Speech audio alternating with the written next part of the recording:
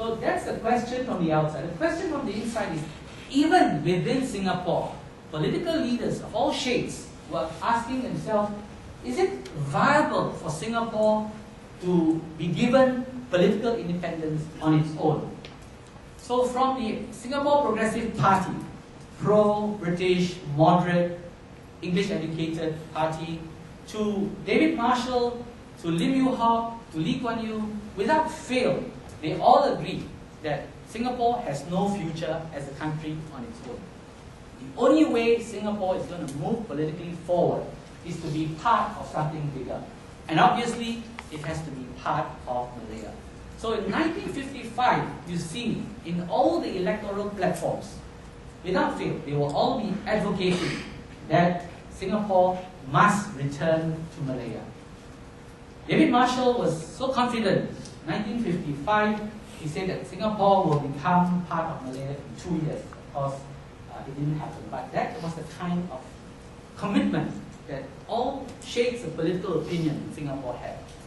Singapore, they could not think of Singapore as a separate country. So there's no such thing as a Singapore nationalism at that time. I want to make that quite clear. This was a statement made by a British official in 1956. And I just took the whole chunk out so that you can see how the British were thinking about Singapore at that time. That independence is a delusion. It doesn't make sense for a place like Singapore, the trading center, a port, the mercy of world economics, large population, no natural resources. It cannot have aspirations to be a state. No viable place as a full member of the Commonwealth or a state. So 1956, the British were thinking of Singapore along those terms.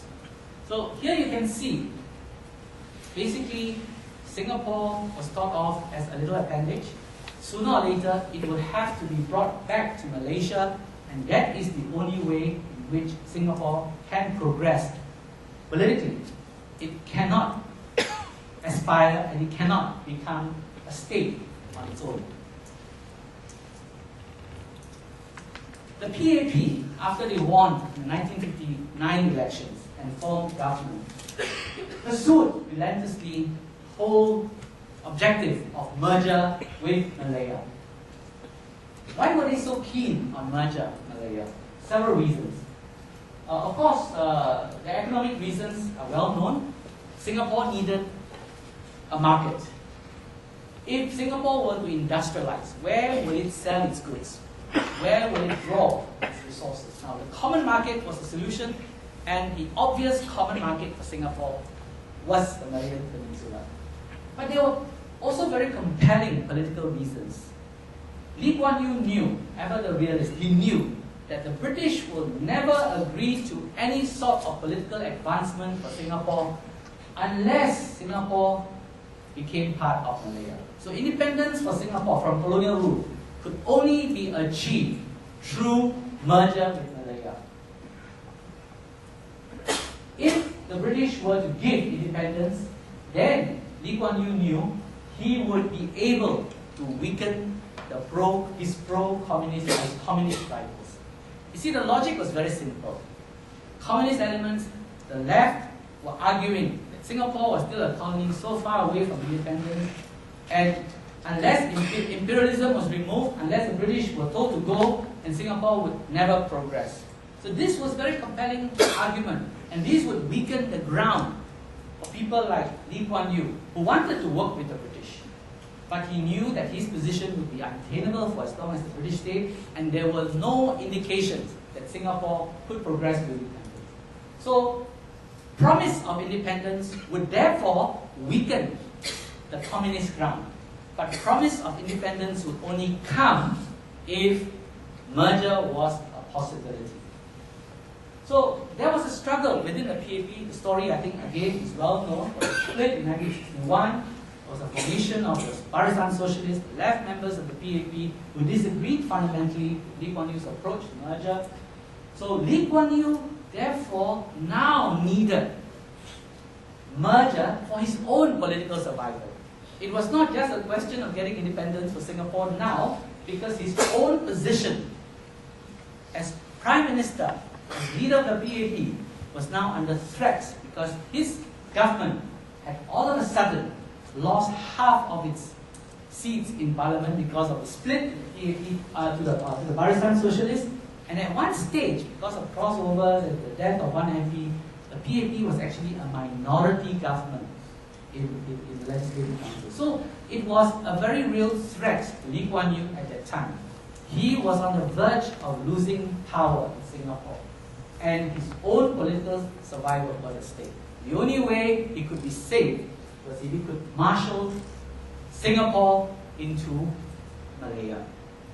But the problem with that was that he had to make sure that the Tunku, who was Prime Minister of Malaya, wanted to take Singapore in. The Tunku was totally uninterested in Singapore. He said, "Nope, I'm not interested.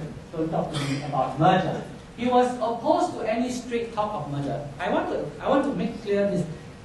Any straight talk of merger between Singapore and Malaya, Tunku not interested. He doesn't want to take Singapore on his own terms. Why? He said Singapore has a troublesome Chinese majority.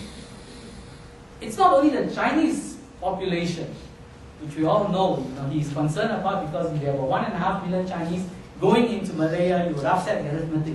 What he was more concerned about was he believed that every Chinese in Singapore was radicalized. These were all communist linked. They were all ideologically sort of bent towards Peking, and they would pose a threat to him. And his own Malay rivals would also criticize him if he were to take Singapore into Malaya. And economically, why would Malaya need Singapore? So there was totally no reason for the Tunku to want Singapore. So in 1960, this was what he said. Merge Singapore, swap Malaya with another 1.5 million Chinese, most of them looking towards Beijing. I took out some choice bases as well. If Singapore joined Malaya, Malays will become a minority in their own land. This I will never permit during my lifetime. This was 1960. A year later, 1961, there was a volte-face, a change. And he said, the time is now right to talk of the possibility of bringing the territories of Singapore, North Borneo, Brunei and Sarawak, and the Federation of Malaya closer together in political and economic cooperation. This is that famous announcement he made in May 1961 at the reporters' luncheon, journalist luncheon.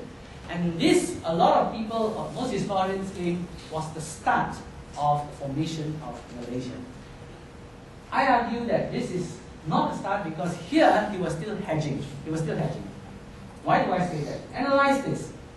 He did not only mention Singapore, right? He threw in Borneo territories, Sarawak. This was his condition. If you want me to bring in Singapore, those will have to come in as well. And you notice he chose his language carefully. Closer political and economic cooperation, not merger. So while he seemed to have a change in mind, he was still very cautious about how he would effect this change. But the more fundamental question was, why did he change his mind? Within a space of 1 year, when right through, up to 1960, he was very clear that he would not take Singapore in. The reason? Pressurized by the British. That was part of the thing. But the main reason was this, that he saw Lee Kuan Yew losing ground in Singapore. And he saw the PAP on the verge of defeat. And his advisors were telling him, look at the situation. Popular support for the PAP is dwindling. They've lost 2 critical by-elections, in Hong Lim and Anson.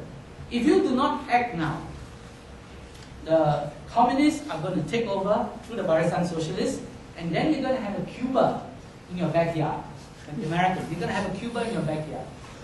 So the Australians were also egging him on. They were writing all sorts of memos telling him, look, you have to take Singapore in and solve the problem, otherwise this place will become untenable. The rationale that was then sold to him was as follows. You could leave Singapore out, let it turn communist, and then you send your troops in. Now this would be invasion, this would be war. The United Nations will not allow that. Take Singapore in, treat it as an internal problem, right? It's one of your state. You can send your police and deal with the situation. It will not create an international scene. So this was the kind of logic that they were telling him. Take Singapore in, take Singapore in. So what I want to emphasize is this. the Tunku is never keen on Singapore. But he was forced by circumstances to take